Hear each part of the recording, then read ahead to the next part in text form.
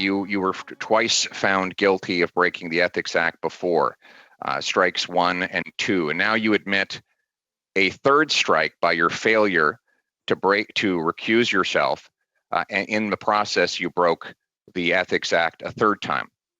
What happens in baseball when you have 3 strikes? That's the end of the year-round, Mr. Polyev. Mr. Prime Minister, you have about 30 seconds to respond.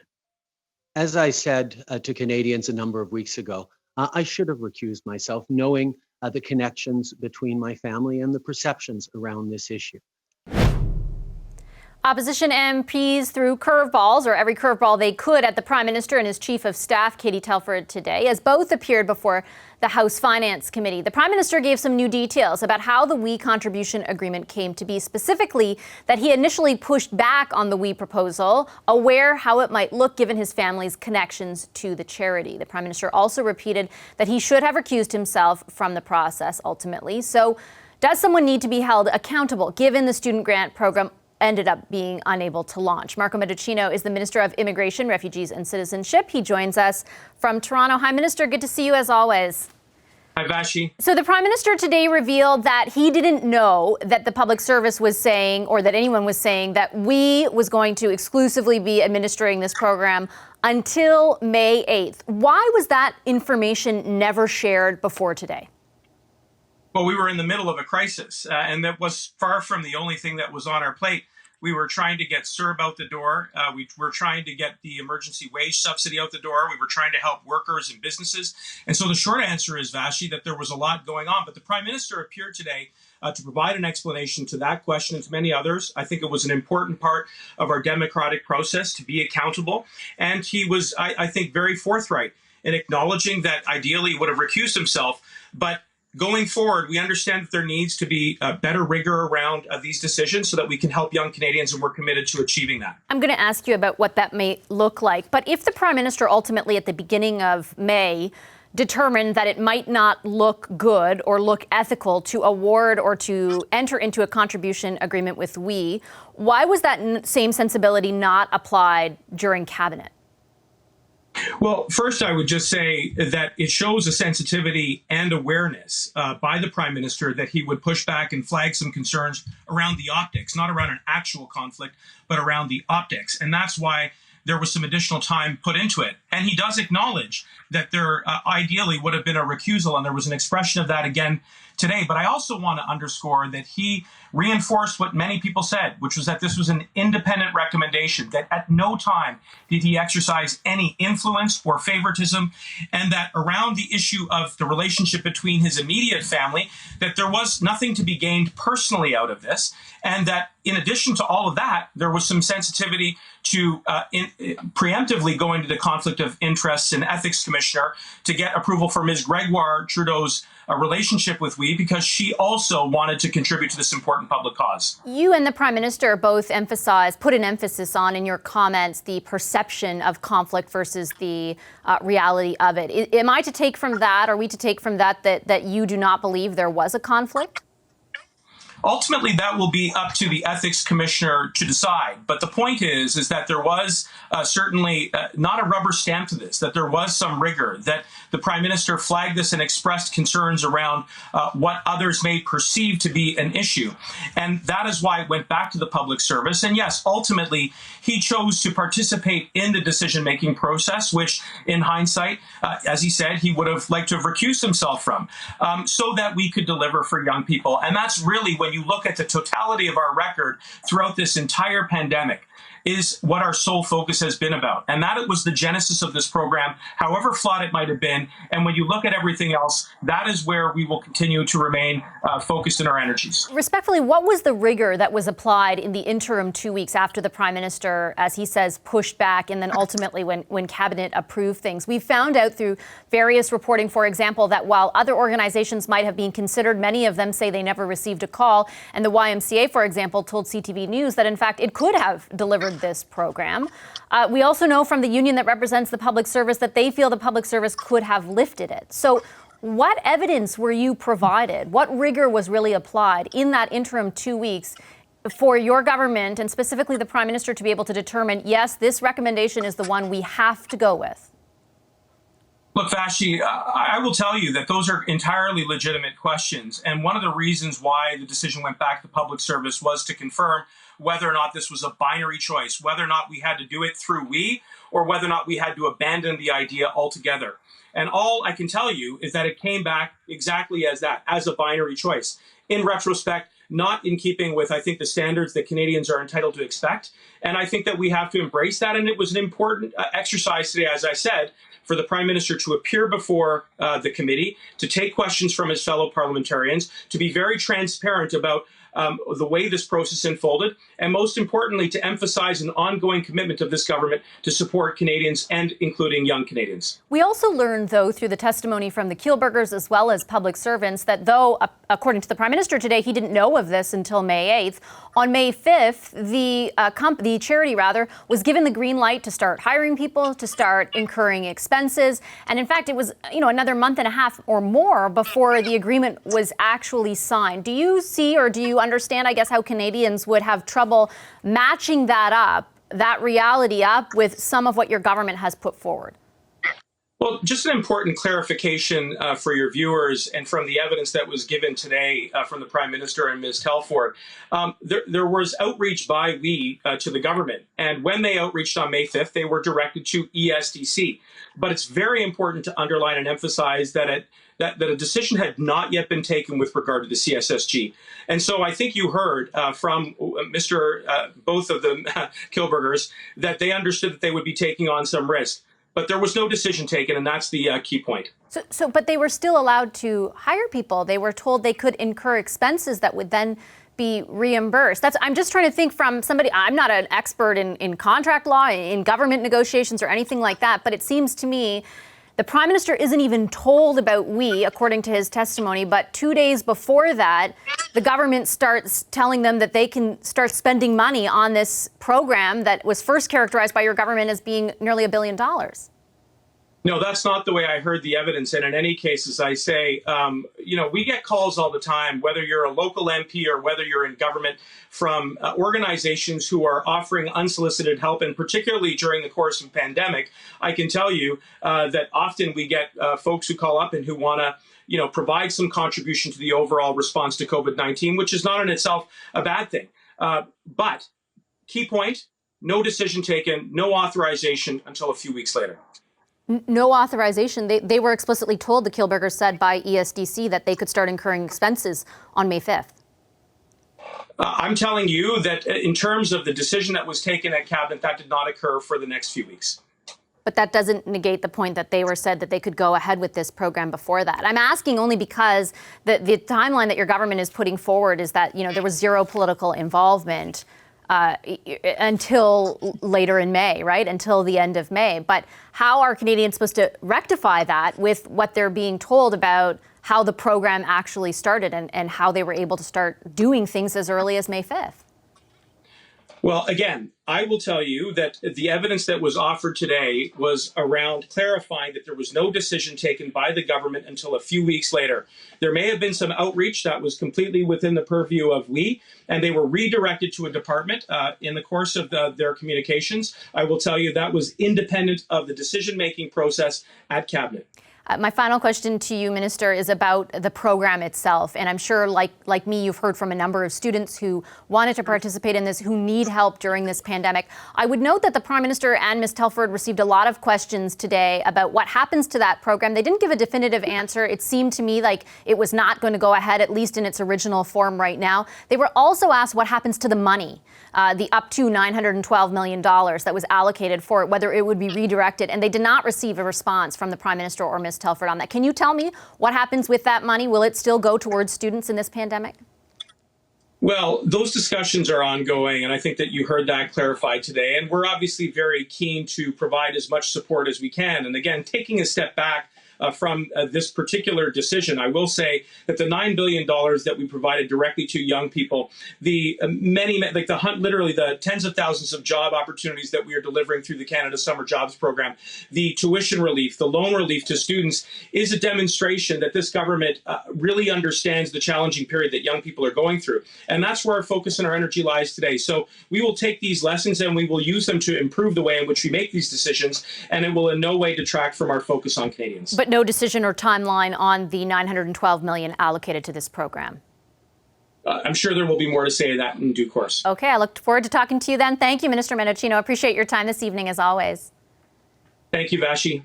I did not intervene to make this recommendation happen. Public Service themselves made the recommendation that we had to go with We Charity instead of encouraging it along like some people say because it was somehow connected to my family. I actually slowed it down and pushed back on it to try and make sure that everything was done exactly right. I should have recused myself, knowing the connections between my family and the perceptions around this issue. We're not here because of the civil service. We're here because you don't seem to understand, Mr. Prime Minister, that conflict of interest applies to you. Do you recognize what you've done here and the damage that's been done? The idea that this was the only game in town, that we was the only game in town, I'm sure around your cabinet it probably was. You're actually impugning the very fine public servants who have Mr. Trudeau, extraordinary work across this pandemic on delivering for Canadians. How much money total have your brother, mother, and spouse received from this organization? How much? That information has been publicly shared, but I will highlight. Well, then tell me what it is. My mother How much? has just the dollar figure. Throughout her life. The dollar figure, Prime Minister. In various ways, and is proud How much? of the work that she's done, and I'm proud of her How as well. much? So what does today's testimony do to this story, and does it clear up any outstanding questions? Time for the Power Panel to weigh in. In Quebec tonight, David Hurley, partner in the Gandalf Group and host of the Hurley Burley podcast. Over in Lindsay, Ontario, Jenny Byrne, former top advisor to Prime Minister Stephen Harper, and Ontario Premier Doug Ford, now a principal at Jenny Byrne and Associates. Andrew Thompson, Chief of Government Relations for the University of Toronto and former Saskatchewan Finance Minister, joins us from Toronto. And Emily Nicolas is a columnist with Le Devoir and co-founder of Quebec Inclusive. She's in Montreal. Hello, everyone. Great to see you. Hi. Hello. Okay, so let's start out. There was a bit of new information today, right at the start of this testimony from the Prime Minister, in that, David, he says that he did not know of the proposal that we take this program over until May the 8th. Does that change anything from your perspective? Well, I think it does. I think it first of all, is a statement that is intended to reassure people that not only did he have no role in directing this toward we, but that he had some apprehensions about it going to we and would have preferred it had gone another way. So to the core allegation here that he created a program for we and directed it to we, that statement goes against that. I would say, as the testimony went on, particularly in the second half of Ms. Telford's testimony, that the opposition started to take that new fact and pick away at some timeline elements. And I don't think all questions were resolved by the end of the appearance. Jenny, what do you think about specifically those questions around timeline and what the Prime Minister said? Essentially trying to make the point, as David points out, that he didn't specifically direct anyone to make this contract with we. Do you think that bolsters his defense, or do you think there are remaining questions? No, I think there's much more remaining questions. We now know that program announced on April the 22nd, May 5th, the Prime Minister's office, the Director of Policy, not just a policy advisor, the Director of Policy spoke with we. And on that day, Bartosz Chager's office told we they could start preparing and implementing the program. 3 days later, the Prime Minister apparently had never been briefed on cabinet. No one in his office had any clue or claims to have any clue what the program was. And he figured there could be a conflict of interest with his family connections. But on May 22nd, that didn't matter to him. He didn't think to call the ethics commissioner. His office didn't think to call the ethics commissioner, and they went ahead and continued to sole source the contract to we. So I think this actually raises a ton more of questions and is not credible. As someone who spent many years in government at both levels, this is just not believable. Emily, what do you think about the believability of it, but also on a sort of larger scale? Does this help the government's case, or did the testimony today hurt it? What do you think from your perspective? I think there's a lot of questions that are still up in the air in terms of exactly what happened. One of the questions that are still left in the air is this. I don't know, this thing that was just thrown out by the Alliance of Public Service, basically saying that for them, it's actually insulting that the Prime Minister is implying that they would have recommended we and not basically themselves, or that the service would not have said that they were able to do it in-house. And so there's that for me, raises a lot of questions in terms of whether or not everybody in the public service really thought that the only one who was able to do this. It does put in terms of the Prime Minister's direct involvement in that. And so, although I do believe that ultimately, the Prime Minister should have raised more question, Katie Telford should have raised more question, people in cabinet should have raised more question. There's also the question of why was it ever put, forward that by this kind of binary choice that we've been talking about how all afternoon, that it was either we or no program at all. What kind of choice, is that, especially when the government is pressed in time? So that's also a very important thing that I think we don't have all the answers about that yet. Andrew, what was your hot take? Do you think that this advanced the Prime Minister's cause or hindered it? I think it opened up two important new lines of question that the opposition will need to follow through with.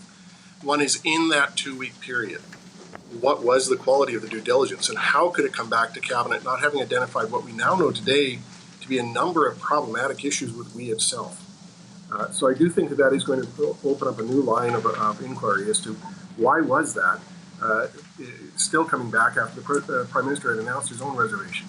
Second question that I think pops up is this one that has constantly they've obviously focus tested, but the sense that it's a binary question.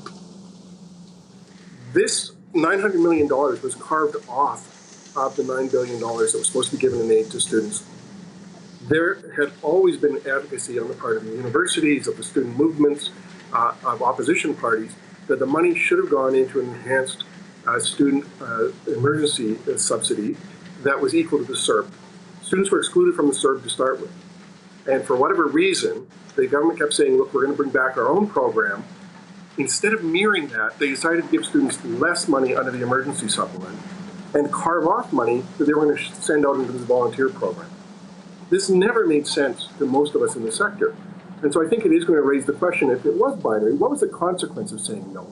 Why wouldn't that money then just go into the emergency benefit program that was already in place to roll out, as both the Prime Minister and Katie Telford said, was supposed to be there to get as much money out to as many Canadians as quickly as possible. So I think this opens up some new avenues that really are going to have a questions program. It's interesting on the program itself, and I know we've had a lot of inquiries from students themselves about that aspect of this whole story. There were a number of questions from Liberal MPs to the Prime Minister and Katie Telford actually about what happens now to the program. There was no conclusive specific answer, but my interpretation of what the Prime Minister said when he talked about, that compensation won't happen this time around is that the program is essentially, as it was envisioned originally, dead for the time being. But then he was also asked if the money would be redirected to other things. And he said, I think at one point, and I'm paraphrasing, but he seemed open to it, but there was no specific answer. It's not like they said, yes, that money is going to be redirected to a bolstered CERB type thing for students or something in that vein. So we await more answers on that.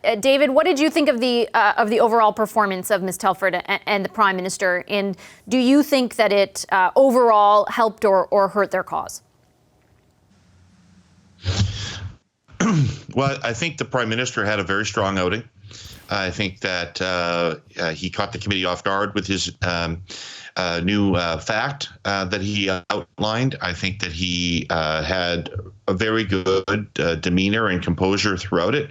And frankly, on the core question of what was the genesis of the program and who decided it should go to we, I don't think that the argument was advanced in the section with Mr. Trudeau. And I think that, in a lot of the exchanges, he probably came off to an average viewer pretty well. I thought that Ms. Telford was exceedingly professional. I've been before those committees. One of those committees, I know how difficult it is. I know how difficult it is to keep your composure under that kind of questioning. These things are less like questioning and more like hostage interrogations. So it's pretty difficult. And I thought she did a very, very good job. I thought that at the beginning of her testimony that the committee members were wasting their time by asking her questions about Mr. Trudeau's motivation that she couldn't possibly answer. I thought in the second half, they got into much more useful territory for them as they started to drill into exact details that she would be privy to about who talked to whom when and what decisions were made when and what the timelines were. And those are, I'll give this to Jenny. I think Jenny draws broad conclusions from all this, but I'll give this to Jenny. It's a curious set of facts. Half the fun of doing these panels for me is watching your facial expressions in the monitor to the side as the other people are talking. And Jenny's was particularly descriptive as you were outlining your review of the Prime Minister's performance. So I'll offer her the same opportunity. Your review of their performance. I think David's fighting the good liberal fight, and this isn't a good really. He's not really on solid ground. So I give him that.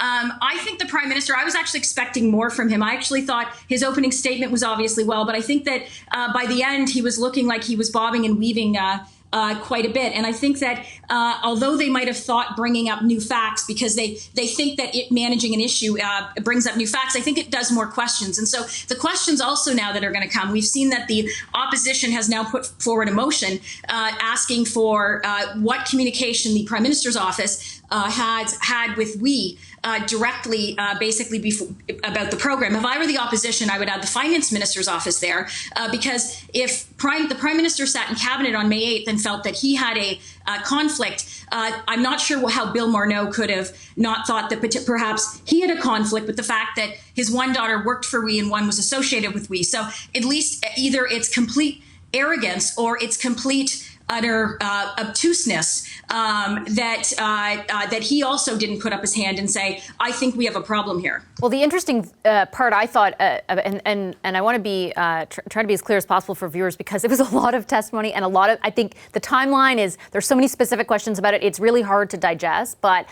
I think where Bill Morneau is concerned, this specific timeline that, as David pointed out, kind of informed the last half of questioning for Ms. Telford. Basically what the Prime Minister says is, I didn't know until May 8th. We know that on May 5th, according to the Kielburgers, the We Charity was able to begin incurring expenses. They didn't announce the program, that we had the contract, and they didn't sign it until the end of June.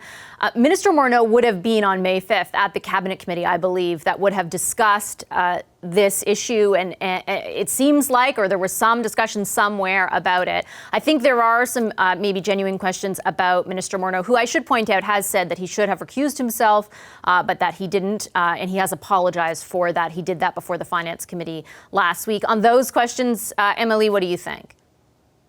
I think this is when the end of the testimonial of Cathy Telford was getting interesting in terms of MPs asking for the specifics of who spoke to whom when at the PMO. But I think it would be interesting to have the same kind of exercise with the cabinet of the Minister of Finance as well, to figure out who spoke to what, because there is this gap, right, that we all are aware of in terms of when we was able to start having those expenses versus when the program was formally approved. And those are part of the questions that we still don't have clear answers to. Although I don't think that this line of questioning necessarily gets us into the big, broader question in terms of why was we selected for that? Why was the public service actually saying that basically trying to sell its own incompetence. That's very peculiar. That the public service would be like no one in the public service can actually do this, while they were actually trying to build this youth service corps. So it doesn't make sense as well. So we don't have any answers to that either. And so yes, we can go down that hole and trying to figure out who spoke to whom when. But I think the broader issue that Andrew also raised in terms of now that this program is not going forward, and they're saying it feels as most as the students are taken hostage in a way, saying, well, it's too bad you canceled this program. Now we cannot give you any money. As we've known in the last months how the federal government can give money to people directly very fast. And so there's also no answer to that front either, and the students are paying the price for that. The public services role in this, Andrew, is really interesting. And I thought a lot of the questions today, I mean, I know some people were saying, oh, they're being thrown under the bus, and I don't know if I would use any of those terms, but certainly, the questions around due diligence that you raised in your last answer, like what happened in those 2 weeks? What did you get presented to? Like, what did the public service say to you to convince you that this was, in fact, the only option you could pursue? I didn't feel like I got any of those answers. I agree. That wasn't very clear as to why it came back saying it ended up being a quote-unquote binary choice, because it seems unusual when governments are looking at these things, especially civil servants, that they don't have other options.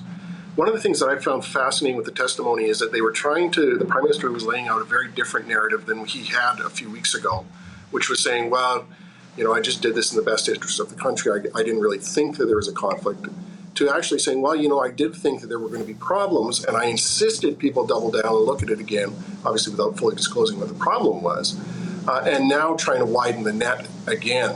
So it wasn't focused on him, but saying, really, we were all to blame for this, but what other choice did we have? And I think that that's a really interesting strategy, that it starts now to move this from one, and this is a question I've had all along, is this a scandal that's going to attach itself to Justin Trudeau and him being privileged and maybe a little bit aloof? Or is this a scandal that's going to attach itself to the Liberal Party, which is probably much more damning if it looks like there's that kind of coziness? The decision, obviously, on the Prime Minister is to widen this and say that this was a government-wide decision. He was prepared to take the bullet, even though he knew it was going to open up all these recriminations against him and his family. Hi, I'm Vashi Capellos, host of Power in Politics. See more of our show by subscribing to the CBC News channel or click the link for another video.